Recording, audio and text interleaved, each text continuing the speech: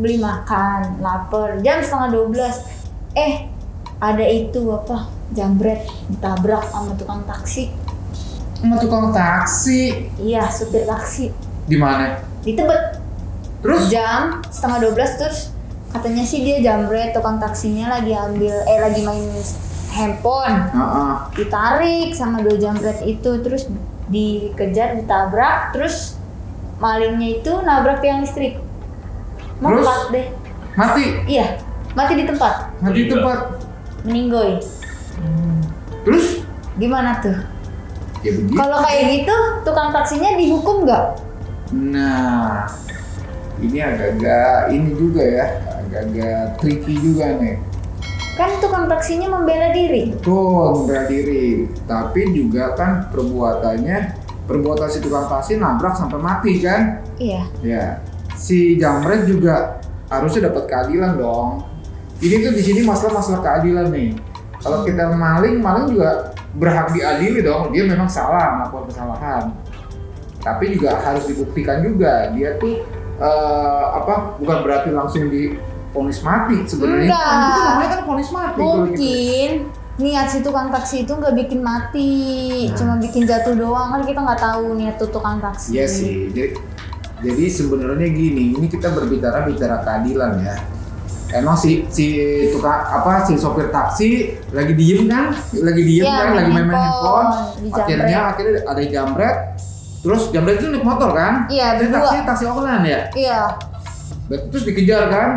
Terus tabrak dari belakang gitu, terus kelempar. Enggak, nabrak itu tiang listrik. Nabrak tiang listrik, mati. Di tempat. Aku pernah baca sih dari siapa ya? Ada seorang pengamat hukum lah. Dia dosen di UI kalau nggak salah. Dia sempat bilang ini masalahnya harus dilihat lagi. Si sopir taksi itu dalam kategorinya membela diri atau enggak, bela paksa atau enggak gitu. Kalau misalkan si sopir itu dalam kondisi ya dia membela diri, bisa saja si sopir taksi itu enggak akan dihukum. Artinya dia ya bisa dibilang nggak akan bersalah gitu ya, karena dia memang dalam kondisi membela diri. Iya dong. Tapi kalau misalkan si sopir taksinya dilihat lagi nanti kronologisnya seperti apa, ya ada niat untuk membunuh si penjambret itu, ya dia bisa juga kena hukum. Nah ini salah satunya. Emang kalau misalkan soal bela paksa sendiri itu juga sudah diatur sama undang-undang gitu. Memang itu ada ketentuannya membolehkan si orang yang misalkan diduga membunuh gitu, tapi secara tidak sengaja karena dia ada unsur-unsur untuk membela dirinya gitu. Nah ini tugas kepolisian di sini agak berat juga. Harus gitu. adil. Ya. Seadil-adilnya. Iyalah, polisi juga harus benar-benar bisa menentukan nih si sopir taksinya dalam kondisinya seperti apa. Mabuk nggak nih? Ya habis itu mabuk ya itu udah beda lagi ya. Dalam hal ini si sopir taksinya itu memang dalam kondisi membela diri atau enggak?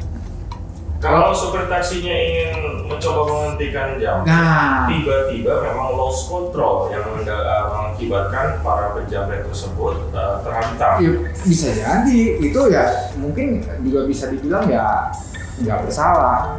Tapi kan itu harus polisinya memang harus cermat untuk menentukan pasal-pasal seperti apa nantinya dari hasil pemeriksaan. Terus keterangan saksi, keterangan dari si korban sendiri, supir taksinya. Terus mungkin siapa tahu ada CCTV. Iya, siapa tahu ada CCTV seperti apa. Ini kita berbicara masalah keadilan ya. Soalnya walaupun orang yang bersalah pun, maling, jambret, apapun, dia berhak untuk diadili gitu loh. Dia berhak untuk tidak kehilangan nyawa. Dia memang melakukan kesalahan mungkin, tapi kan semuanya ada ketentuannya gitu loh. Kita nggak membela si supir taksi atau membela penjambret, enggak. Ini memang kondisi seperti ini di masyarakat gitu. Apalagi misalkan ya kita sendiri lah ngerasain gitu. Kita lagi naik motor atau lagi naik mobil dijambret seperti itu. Kan panas bawaannya kan? Iyalah. Wah, sialan nih. Handphone gue diambil gitu. Handphone gue diambil, gue kejar lah gitu. Kesel ini ada perasaan emosi. Panik juga. Ya, panik juga. Dia mungkin pengen menghentikan si penjambret, tapi ternyata penjambretnya malah kabur atau malah entah nantang entah apa, kesel-kesel akhirnya pengen menghentikan, dipepet lah atau ditabrak lah. Intinya cuma untuk menghentikan, dia mau ngambil HP-nya lagi intinya gitu. Tapi mungkin kejadian kondisinya akhirnya ternyata terpental, nabrak, mati. Nah itu harus enggak juga begitu. Belum tentu juga si supir taksinya salah gitu. Nah intinya ya kita nggak boleh menilai si sopir taksinya salah karena matiin penjamret atau penjamret emang salah, emang pantas ya. Kita nggak boleh gitu juga. Kita masalahnya masalah keadilan gitu.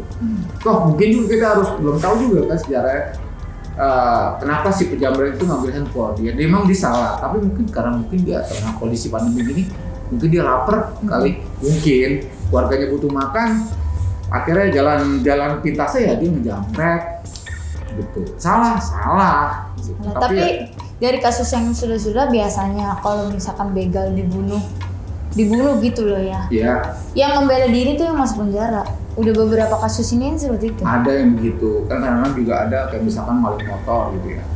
Tangkap nih sama warga, dikalungin ban, dibakar. Gitu-gitu kan kadang kasihan juga gitu loh. Emang salah maling motor, salah jelas. Tapi kadang-kadang tindakan berlebihan dari masyarakat juga sebenarnya tidak punya juga manusiawi. Iya, tidak manusiawi lah. Jadi kebayang dong dia mengambil motor salah. Ya pukul aja iya. Pukulnya gitu. Tapi dikalungin ban, bannya dibakar, akhirnya mati gosong. Banyak kejadian begitu. Tapi juga kadang-kadang juga ada maling motor juga yang misalkan ya belum sempat maling tapi akhirnya bukan ketahuan misalkan sama yang punya waktu kejadian di Tangerang tuh dulu beberapa tahun yang lalu. Si korbannya yang teriakin malingnya ditembak malah mati. Itu juga kan kasihan juga gitu. Maksudnya? Malingnya maling bawa tembakan? Bawa pistol, malingnya bawa pistol. Gitu, dia mau maling motor kan keburu tahuan sama yang punya rumah. Yang punya rumah cewek, teriak, langsung tembak, dor, mati. Adil nggak gitu juga kan? Tempat. Kasar juga ibaratnya kan? Kayaknya. Saya tahu dong ceritanya Om. Iya. Orang tuanya sudah memaafkan penembak loh, mulia sekali loh. Ya itulah. Kalau gua mau tembak balik. Iya, itu deh. Sakit. Jadi dari kalian berdua gimana nih harapan kedepannya ketika mengharapkan satu kejadian kejahatan dan keadilan berimbang baik terhadap pelaku maupun korban? Iya lebih baik lagi kan intinya semuanya dari ekonomi sebenarnya, iya. Sama budaya di masyarakat. Betul. Intinya apa sih orang jamret orang ekonomi sebenarnya. Ya untuk menghentikan tindak kejahatan. Perluas lapangan kerja. Betul. Semakin makmur itu negara, ya pasti. Kemiskinan juga berkurang. Akhirnya tindak kejahatan juga akan mulai akan mulai turun. Coba lihat di negara-negara Skandinavia tuh, di Swedia, di mana Denmark, Finlandia sana ada kejahatan tapi sangat kecil, minim, penjaranya hampir kosong karena saking minimnya, karena mereka rata-rata memang kaya. Dibilang kaya enggak, tapi makmur rakyatnya, semuanya sudah cukup, berlebihan hidupnya pun enggak, kaya banget juga kayak milioner juga enggak, tapi makmur mereka rata-rata loh ya. Jadi orang juga ngapain sih mau buat jadi penjahat gitu. Kecuali mungkin udah gangguan otak psikopat. Indonesia. Gitu. Inilah Indonesia. Ya begal ya tawuran. Aduh. Untuklah harapan kedepannya bagi penegakan hukum di negeri ini. Ya lebih adil aja sih. Karena kalau misalkan ya sampai tukang taksinya itu kena penjara, harusnya sih pemerintah tuh bergerak lebih dalam lagi. Tapi kagak sih gue ngomong apa? Pokoknya lebih adil lah, orang dia bela diri kok. Iya, memang harusnya begitu dia. Jangan maksudnya masalah kayak misalkan maling ayam di penjara itu kan namanya berlebihan.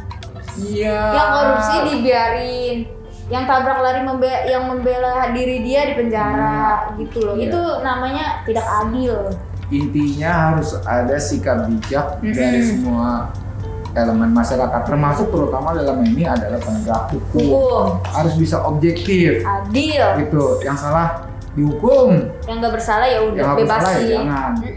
Intinya kan begitu. Sama ya itulah kita harus emang benar perusahaan perut tuh memang harus dipikirin. Dalam hal ini emang negara harus mungkin gitu pemerintah bisa membuka lapangan kerja lebih banyak. Ini kedepannya mungkin Gitu. pemerintah bisa membuka lapangan kerja lebih banyak supaya orang-orang yang nganggur bisa kerja. Nah kayak kasus kemarin Indomaret tukang parkir jadi nganggur, Iya. ya kan? Ya. Jadi banyak pengangguran, banyak memperbanyak juga kriminalitas, ya toh? Yes, betul begitu. Oke. Oke, jangan lupa subscribe, like, dan comment.